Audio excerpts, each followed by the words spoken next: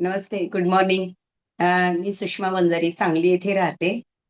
मला शतायुषी परिवाराची ओळख डॉक्टर यमाटे सर यांनी करून दिली. मी शतायुषी परिवारामध्ये आले ते फक्त आणि फक्त माझं वाढलेलं वजन.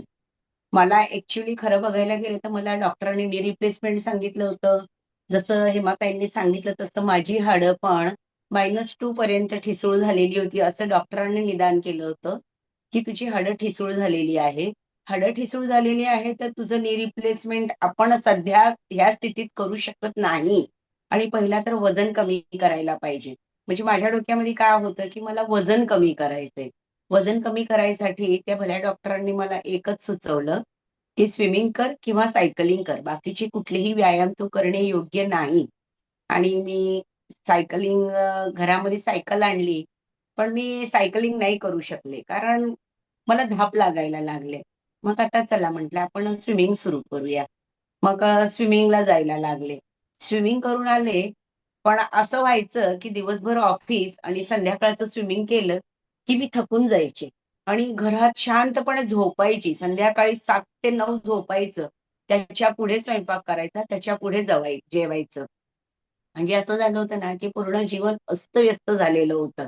आणि त्यातच मला 17 फेब्रुवारी 2024ला यमाटे सर भेटले. डॉक्टर यमाटे सरांनी मला सांगितलं, की "मॅडम तुम्ही जरा हे ट्राय करा." आणि मी आरोग्य खात्यात काम करत असून सुद्धा मला खरंच बघायला म्हणायला पाहिजे, की मला योग्य जीवनशैली खरंच माहीत नव्हती, जे मला 87 मध्ये जॉइन झाल्यावरच कळालं. आणि मी सकस संतुलित आहार सुरू केला. फक्त सरांना एकच सांगितलं, "मी सकाळी लवकर उठत नाही." कारण मला उठायला होतच नाही. आणि बरोबर आहे, माझ्या शरीराची स्थितीच तशी होती, की जे शरीर थकत होतं, ज्याला काहीही पोषण मूल्य मिळत नव्हते, तर ते उठणारच कसं? सर मला म्हटले, "काही नाही." म्हणजे कोच इतकं सुंदर गाईडन्स देतात ना, की हे शतायुषी परिवाराचं एक असं म्हणायला पाहिजे, की अ, तो प्लस पॉइंट आहे, की तुमच्या कलेनं म्हणजे मुलाच्या कलेनं जसं आई मुलाला वाढवते की नाही, जेवायला घालते, त्याचा अभ्यास घेते, त्याचं सगळं करून घेते, तसं हा शतायुषी परिवाराचे सगळे कोच करत असतात. तर सरांनी मला सांगितलं, "ठीक आहे मॅम, काही नाही. तुम्हाला एवढं खायला जमणार आहे ना, आमची सकाळची 7:00ला उठून लिंक तर ऐकायला जमणार आहे ना. 2 गोष्टी फक्त तुम्ही करायच्या." ठीक आहे. मी सकस संतुलित आहार सुरू केला. सकाळचा आरोग्याचा रेडिओ ऐकायला चालू केला. एक 8 दिवसामध्येच असं व्हायला लागलं, की मी सकाळचा व्यायाम करायची, दिवसभर ऑफिस करायची, संध्याकाळचं स्विमिंग करायची, सकस संतुलित आहार घ्यायची आणि मी चक्क रात्रीचं माझं झोपणं बंद झालं. म्हणजे की मला जे आल्यावर थकवा येत होता ना, तो थकवा पूर्णपणे माझा नाहीसा झाला. आणि असं करत-करत 3 महिन्यामध्ये मी 17 किलो वजन कमी केलं. आणि माझ्या ऑर्थोच्या डॉक्टरांना, कोल्हापूरचे डॉक्टर आहेत, खूप म्हणजे बऱ्याच जणांना त्यांचं गुण पण आलेला आहे. आमच्याच ह्या शतायुषी परिवारामध्ये खूप जणांची त्यांच्याकडे ट्रीटमेंट झालेली आहे. आणि त्या डॉक्टरांना मी जेव्हा हे सगळं दाखवलं, मी हा सकस संतुलित आहार घेते, मी ह्या पद्धतीनं करते. त्यांनी मला सांगितलं, की "नाही, तू जे करते ते बेस्ट करते." आणि असं म्हणेल, की ह्या सगळ्याच्या मागे फक्त सकस संतुलित आहार हे शरीराची गरज भागवतंय.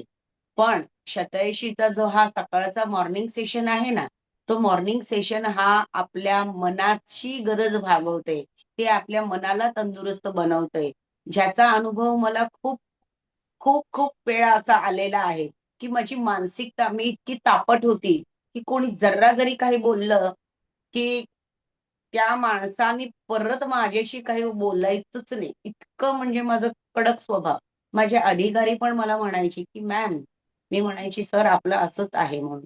पण त्याच्यामध्ये मी बऱ्यापैकी बदल केला. अजूनही मला बदल करायला पाहिजे, ह्याची मला जाणीव आहे. आणि सकाळचं आता मी योगा सेशन करते.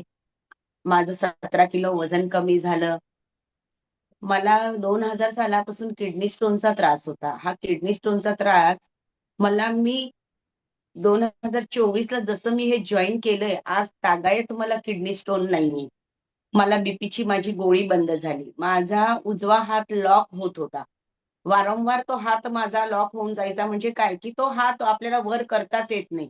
त्या हाताची खांद्यापासून जर्रा जरी हालचाल केली, तरी अशी आपल्याला कळ येते, की काही विचारायचं नाही.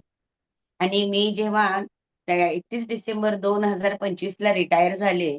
मी ह्या याच्यामध्ये मला 2023 म्हणजे 27 महिने राहिले होते, तेव्हा मला तीव्र गुडघेदुखी चालू झालेली होती. मी नोकरी सोडायची की काय असा मी विचार करत होते.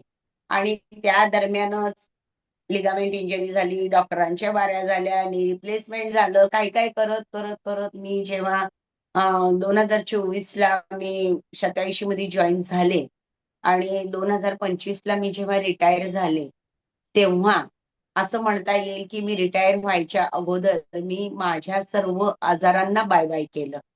आणि त्यांना रिटायर केलं आणि नंतर मी रिटायर झाले आणि माझी ही जी सेकंड इनिंग आहे ना, ती खूप छान पद्धतीनं चाललेली आहे. रिटायरमेंट नंतर काय? हा बऱ्याच जणांना प्रश्न पडतो. तर रिटायरमेंट नंतर काही नाही. माझ्याजवळ हा सुंदर शतैशी परिवार आहे, जो सकाळी मी उठल्यापासून म्हणजे आता उठून लवकर काय करायचं हा प्रश्न पडतो. तर आता उठून लवकर काय करायचं? तर लवकर उठून आपला योगा करायचा, सकाळचा सेशन जॉइन करायचा, आपल्याबरोबर कोणी आपल्या ज्यांना मदत करतोय त्यांचा फॉलोअप घ्यायचा, त्यांच्याशी बोलायचं. म्हणजे समाजामध्ये आपली एक मूव्हमेंट राहते. आपण इतर लोकांशी शतैशी परिवारामार्फत जोडलं गेलेलो आहे. त्याच्यामुळे आपला दिवस उगवतो कसा आणि मावळतो कसा, हे मला सेकंड इनिंगमध्ये काहीही विचार करायची गरज पडतच नाही.